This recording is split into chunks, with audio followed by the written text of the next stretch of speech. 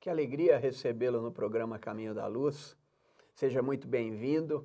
Estamos hoje aqui com a minha companheira de programa, Suraya. Tudo bem? Tudo bem, Carlinhos? Tudo ótimo. Você, nosso querido telespectador, esperamos passar momentos aqui de reflexão, de aprendizado, sempre na sua companhia aí muito amorosa. Contamos com você. E para desenvolver o tema desse programa, nós convidamos aqui o Newton Caldano. Seja bem-vindo, Newton. Obrigado, Carlinhos, Suraya. Obrigado a todos. Bem, o Newton vai nos falar, ele que é consultor, gestor em planejamento, vai nos falar dessa preocupação que está acontecendo hoje, né, Newton, quanto ao desenvolvimento dos preços relacionados aos imóveis, né? Então está havendo aí aquela preocupação, será que é uma bolha? Será que esse é o momento de eu comprar o imóvel? Eu espero um pouquinho mais.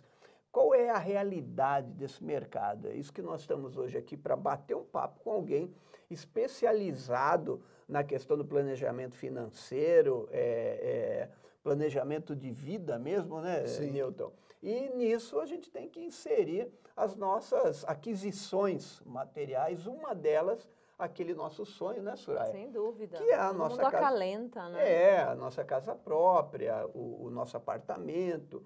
Então, Newton, o que eles chamam de bolha imobiliária? Bom, é sempre bom a gente abrir o conceito falando o que é a bolha, né? Bolha geralmente é algo que tem uma valoração de um bem, mas uma valoração muito abrupta, uma valorização muito absurda, muito grande. Isso tem o conceito de ser uma bolha, né? Nós já vivemos algumas bolhas, a bolha da internet, a bolha na imobiliária nos Estados Unidos, que foi em 2006, e esse conceito, né, como a gente está muito conectado, o mercado internacional hoje tem uma conexão muito forte, então o que acontece nos Estados Unidos, principalmente nos Estados Unidos, o principal mercado do mundo, vamos dizer assim, reflete no mundo inteiro. E como nós estamos aí batendo os 25 anos do nosso plano real, a gente não está muito acostumado em certos acontecimentos da nossa vida financeira, econômica. E essa valorização que teve do mercado imobiliário dos últimos 8 anos, o pessoal se assustou um pouco e começa a trazer esse conceito de bolha que aconteceu nos Estados Unidos, a bolha imobiliária dos Estados Unidos, para esse conceito que está acontecendo com a gente hoje, né? Talvez possa acontecer a mesma coisa. Pois é.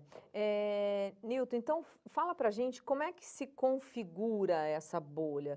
Não é de um momento para o outro, como você falou, e acredito eu que cada país, cada contexto vai produzir isso ou não. Fala um pouquinho pra gente disso. Bom, como eu falei, quando você tem uma valorização do mercado, vamos falar do mercado imobiliário, dos imóveis, mas uma valorização muito significativa. Algo que em 3, 4, 5 meses, 6 meses tem uma valorização, por exemplo, de 10 vezes mais, 15 Não é nem só vezes triplicar, mais. Não, é uma coisa totalmente absurda.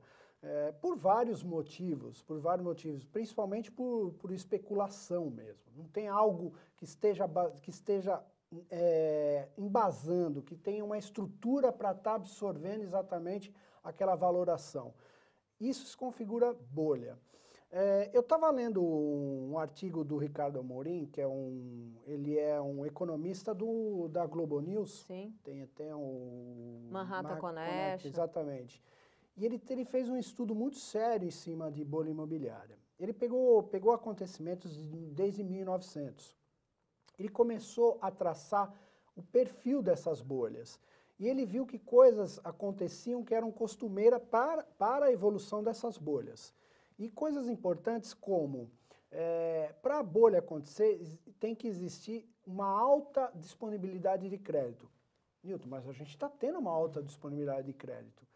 Mas é algo normal dentro da nossa economia, porque nós não tivemos, no nosso passado, o acesso ao crédito.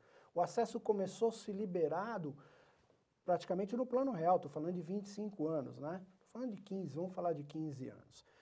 Então, é natural que tenha uma explosão do mercado imobiliário porque você está tendo acesso ao crédito. Ah, então está tendo acesso ao crédito também aqui no Brasil, então também tem bolha? Não, não é por aí. É uma coisa mais natural. Outra coisa importante que o Ricardo Amorim verificou, que esse crédito, o volume desse crédito, era um volume extremamente alto. Para você ter uma ideia, ele não achou nenhuma bolha imobiliária desde 1900 para cá, que onde o volume do crédito imobiliário não fosse maior que 50% do PIB. Nossa, é muito, né? É muito, você vê, o PIB é tudo que a gente gera em um ano. Imagina toda a movimentação da economia, esse é o produto interno bruto, é todas as riquezas que são geradas, e isso tomasse metade, né? Metade acima. Então é uma quantidade de dinheiro fantástica. Fantástico, você imagina. E você imagina as pessoas consumindo esse crédito. Com certeza deve ser um consumo desordenado. Sim. Ou totalmente infundado. Para você ter uma base, hoje o Brasil, o que ele disponibiliza de crédito para as pessoas utilizarem para o mercado imobiliário é 5%. Então, extremamente condizente com o acontecimento, né? Em 2006, quando estourou a bolha imobiliária nos Estados Unidos, eles estavam em 79% do PIB destinado para... Imagina o volume de dinheiro. É o maior país do mundo, né? É o mais rico, talvez, não sei, ou a economia mais rica, não sei como é que se diferencia isso. E o Brasil ele tem um fato extremamente positivo. O mercado, as instituições financeiras têm uma regulação muito mais forte, né? Elas respondem à chamada CVM, né?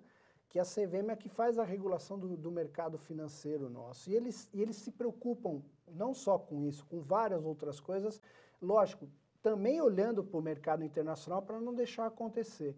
Então, você vê, a gente teve uma explosão de crédito que é salutar, que as pessoas tiveram acesso ao crédito para poder ter sua casa própria, ou mesmo aquelas pessoas que querem dar um chamado, comprar um outro imóvel um pouco melhor, né? Ou maior, uma família tem um upgrade, aumentou. né? Um upgrade, eu ia usar essa palavra americana, mas exatamente, quer dar um upgrade na vida dele. E então é salutar, tem que ter movimento mercado, né? Lógico, dentro de padrões naturais. Então, o que acontece exatamente quando você disponibiliza o crédito? É a chamada lei da oferta e da procura. Você disponibiliza o crédito, as pessoas vão adquirir o seu imóvel, começam a ter uma procura maior pelo imóvel, automaticamente o que acontece com aquele bem, com o imóvel? Ele vai aumentar de preço, né? Mas não é um aumento de preço extremamente absurdo, que em 6 meses de um valor ele passa para 10 vezes mais, 15 vezes mais. Não. Ele tem aí, depende de 1 ano, 2 anos, 3 anos, ele tem 20%, 30%. Às vezes, em 3 anos, 4 anos, você dobra o valor, mas olha, são 3, 4 anos para isso acontecer. Não é uma coisa abrupta, absurda. É exatamente assim que funciona. E, Newton, como a gente sabe dentro da física, toda bolha explode, né? Não tem como uma bolha ficar eterna bolha, né? Em um determinado momento, pelas condições físicas, ela vai explodir, é assim. E aí as pessoas dizem, não, toma cuidado, porque nós já chegamos, né? Essa bolha já envolveu o sistema imobiliário brasileiro, e aí ela pode explodir. Você concorda com isso? Olha, eu não acredito que nós estamos vivendo uma bolha imobiliária, né, como até por esses dados que a gente tem. Principalmente que a bolha imobiliária, para ela explodir, um dos fatores que faz a bolha explodir é você, abruptamente, você cessar o crédito. Você ter essa ruptura abrupta do crédito. De uma hora para outra, fecha-se, não tem mais crédito para ninguém.